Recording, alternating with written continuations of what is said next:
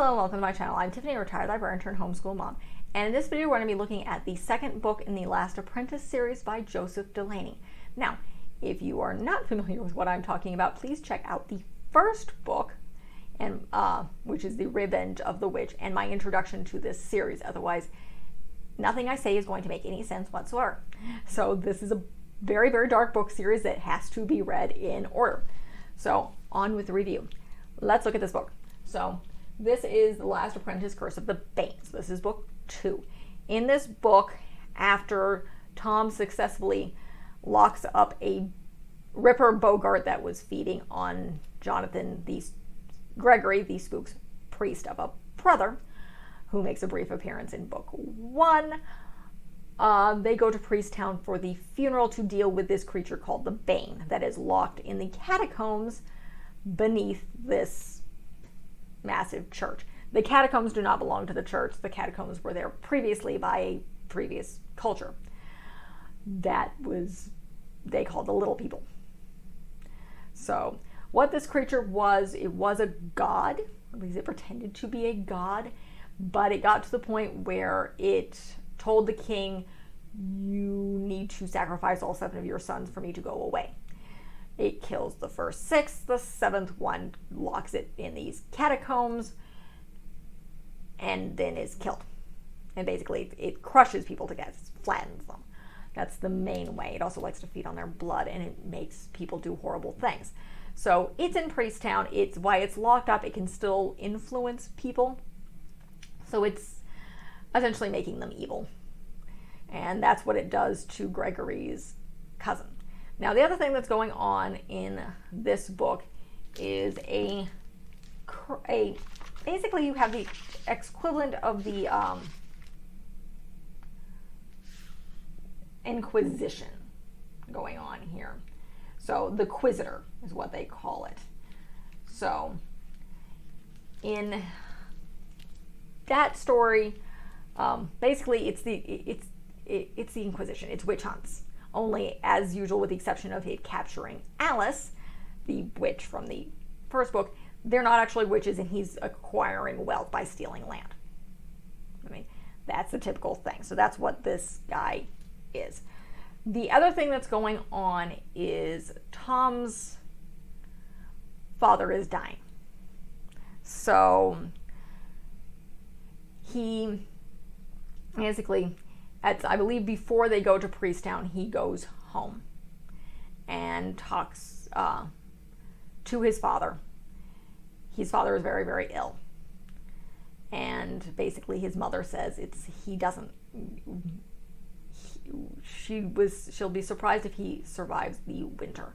So he goes up to talk to his father.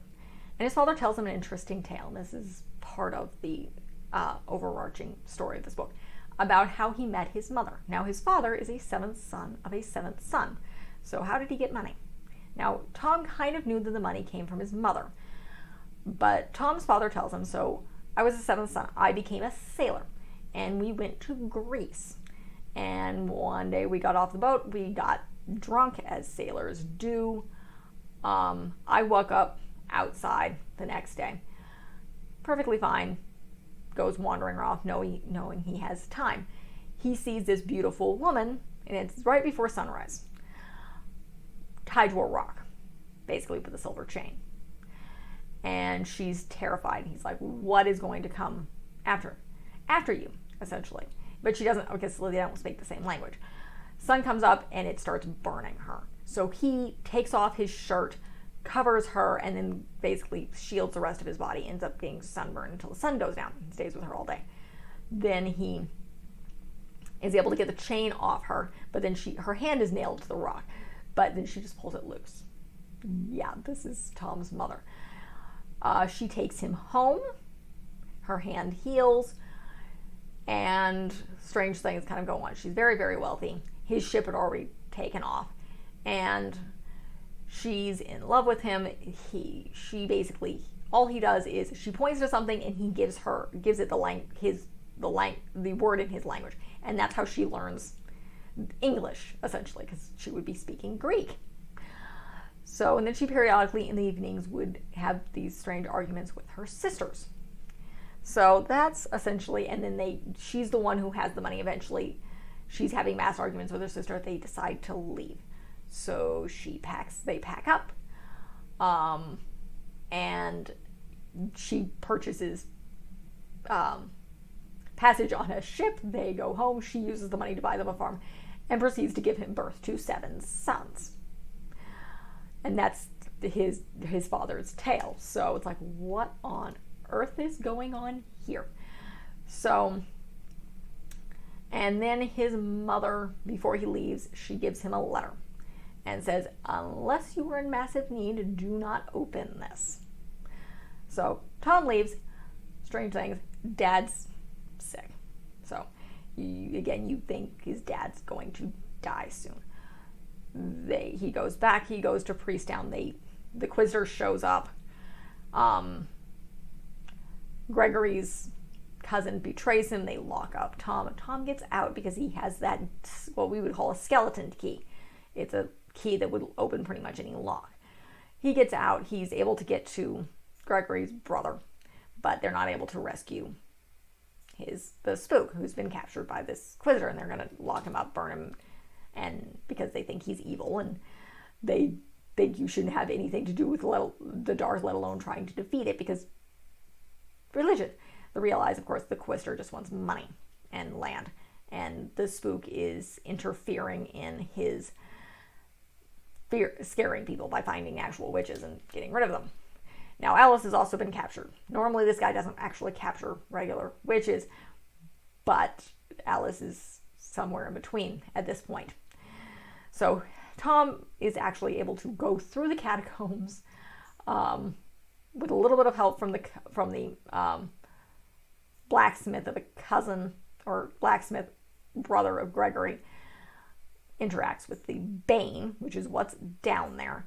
This is a ancient god creature that was locked there behind a silver gate a very, very, very long time ago by the 7th son of a 7th son. His brothers had been sacrificed by their father to this thing, and he pretty much killed them. So, because that's what this thing does. And somehow this young 7th son was able to lock him up in there. And so Tom kind of has to deal with it just a little bit at first. He's able to escape it. It tries to trick him. It's getting more powerful, and it's corrupting the priests more than, priests are corrupted. I don't think the author thinks highly of religion, or at least priests in this book series. But eventually he's able to get both Alice and the spook out. And what they end up doing is they leave and end up in basically what is it called? It's the old burial grounds of where these ancient little people had lived. So around these stone graves, and which are what we would call burrows. They're long burrows where basically they were burial mounds. So they want to go there because the spook believes the ghost of this young man who banished and locked up this thing, this Bane, knows at least somehow how to get rid of it. So the spook at first sends Alice is with them. So it's like, we want you to have absolutely nothing to do with this. Now what Alice has done, there's something Alice has done that's really very stupid. She's given it her blood, the Bane her blood, in order to help them escape. And she has to summon it 3 times in order for it, and eventually it will take over. So she does use it to help get rid of the Quizzer because they're running from it. They had gone home. They go back, and they're going to these long burrows, and they're being chased by the Quizzer and his bloodhounds. And she calls this thing to basically get rid of him, which he does. And so they end up blindfolding her and stuffing her ears, so because it can now that she's done it like twice, it can see through her eyes. I think it's twice or 3 times. So they bring her to these burrows. This thing cannot get into her mind when she's there because I think it's the dead of these old people. So it's kind of protected.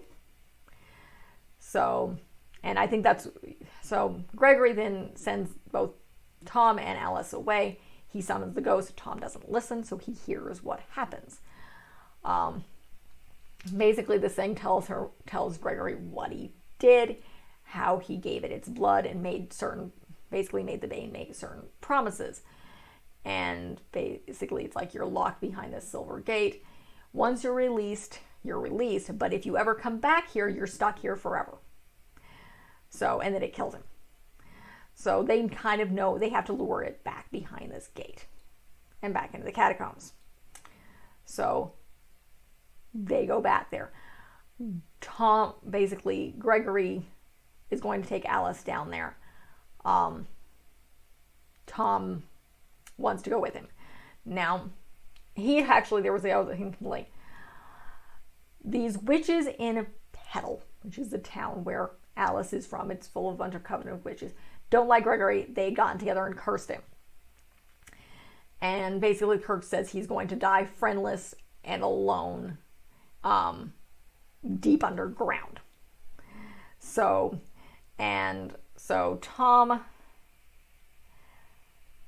goes down. Basically, he kind of believes this story, so he ends up betraying his master to an extent to follow him down there. And you have a whole big fight scene, and a lot of, basically, Tom is able to vanquish this thing. I think his mother had given him the silver chain that had basically had held her captive before he left his parents' house. So she had given him that prior to this. And he uses this silver chain to capture this thing and nearly dies. And they were able to bring him back. And this creature is essentially destroyed. So they were able to get rid of the Bane at the end of this tale. But Alice is still kind of gone to the dark, and they don't quite know what to do with her. So it's interesting, and you have to kind of deal with Alice. So that's pretty much the conclusion of this. I'm not sure, and it's been a little bit since I read this, but I do not believe, no. Tom's father does die. I believe he dies in the second book. So, and there was a whole bunch of other stuff. But that's basically the whole of this book. So you get rid of the Quisitor, you get rid of the priest of a brother. Tom's father is dying. You kind of get the kind of backstory of Mom. You get more backstory of Mom in the next couple of books. It gets interesting. And I have not finished the book series as of this video, so Mom gets even more interesting. But still, it'll be interesting to see where she goes here. But that's it of this story. We haven't quite reached the overarching enemy yet. That comes in a couple more books, actually. I think I mentioned in my intro that it's book 3. It's actually book 4. So that's when you have the attack of the Fiend. So that's it for this review. Again, if you have no idea what I'm talking about, you probably haven't looked at my first 2 videos. So check those out and then come back. It will make a little bit more sense. This is an extremely brief summary. These books are decently long, as I mentioned in my intro. They are, where on earth is this? How long is this one? This is 453 pages. The reason I prefer these in physical form is this. So you have the Journal of Thomas J. Ward at the end of these books, and that kind of gives you a little bit more information. So this is the stuff he writes down, and it's in a specific format. It's not as easy to read at the end of the ebooks. So that's the reason I prefer these books in physical form. So again, that's the end of this video. Be sure to check out the other videos of this series. If you like what you see and you like what you've seen before, be sure to check out the rest of my channel. This is a little bit darker than normally I cover. I do a lot of children's picture books and a lot of more family-friendly films and a sprinkling of secular homeschooling videos and a few more travel videos. So be sure to check out the rest of my channel, like and subscribe. I have a lot of stuff already up, and a lot more to come. Thank you.